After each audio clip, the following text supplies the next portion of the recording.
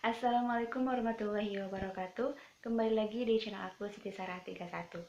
Baik, di pembahasan kali ini atau di video kali ini aku mau menyambung video aku yang sebelumnya, yaitu tentang ciri-ciri kemandulan pada wanita. Nah, nggak afdol dong kalau misalkan aku nggak bahas juga tentang ciri-ciri kemandulan pada pria. Biar adil, aku bakalan bahas sekarang ciri-ciri kemandulan pada pria. Nah, untuk para pria maupun wanita harus tahu kedua-duanya ya.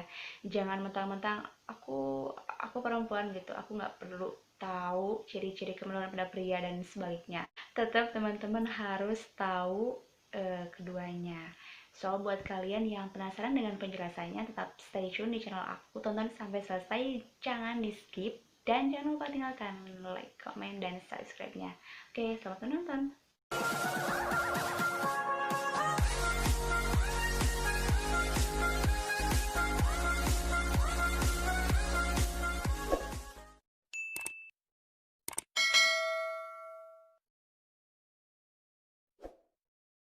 Oke teman-teman, sekarang aku bakalan bahas ciri-ciri kemandulan pada pria. Meskipun ini membahas tentang pria, tapi wanita juga harus tahu, perlu memahaminya. Nah, untuk pengertiannya sendiri, sebelumnya aku udah bahas, tapi nggak apa-apa, aku bakalan ulang lagi. Takutnya di video sebelumnya teman-teman nggak nonton.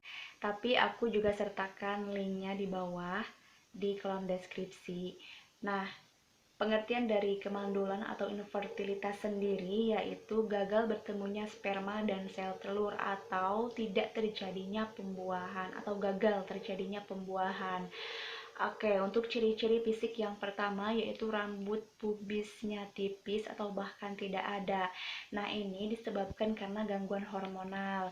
Yang kedua yaitu buah zakarnya atau testisnya tidak normal, bisa disebabkan karena bawaan sejak lahir atau bahkan apa ya, buah zakarnya itu tidak sama dengan lelaki yang pada umumnya.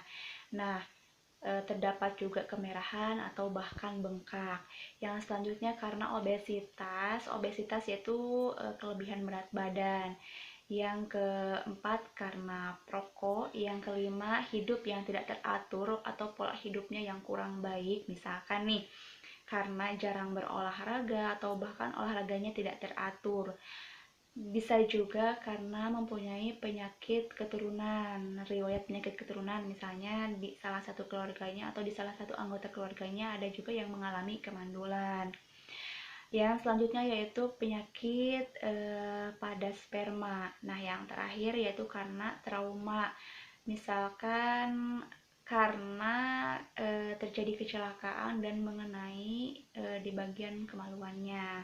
Nah, untuk penyebabnya sendiri, yang pertama itu yang paling sering ya, karena gangguan pada testis, misalkan infeksi testis atau terpelintirnya testis. Nah, ini bisa menyebabkan yang namanya terjadinya kemandulan, karena testis sendiri adalah tempat terbentuknya sperma. Jadi apabila proses pembentukannya saja sudah tidak baik, maka tidak akan mengeluarkan apa yang kita sebut dengan ejakulasi secara tepat dan tidak akan menghasilkan kualitas sperma yang baik.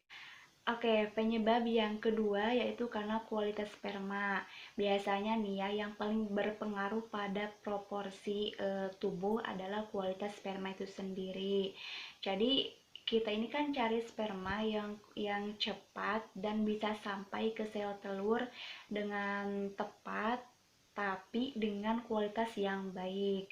Nah, kalau misalkan pengaruh dari obesitas menjadikan gerakan si spermanya menjadi lambat, kemudian bentuk spermanya tidak sempurna, misalkan nih ya, hanya ada ekornya aja. Nah, itu tuh bisa jadi apa ya, penghambat atau tidak terjadinya pembuahan.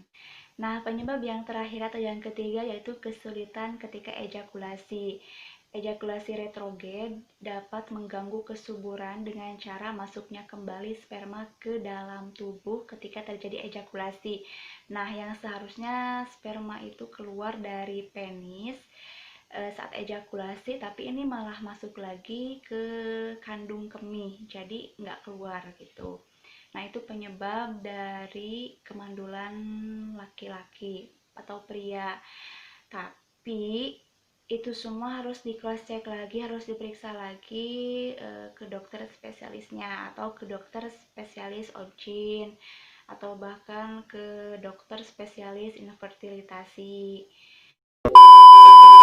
Oke, sekarang kita bakal masuk ke pencegahannya. Untuk pencegahan yang pertama yaitu berhenti merokok untuk perokok dan berhenti meminum alkohol untuk peminum alkohol. Yang kedua yaitu tidak menggunakan pakaian atau celana dalam yang terlalu ketat, jadi jangan terlalu ketat yang memakai celana dalamnya. Yang selanjutnya yaitu hindari terlalu banyak mengkonsumsi makanan yang mengandung isoflavon tinggi. Yang selanjutnya yaitu menurunkan berat badan bagi yang obesitas.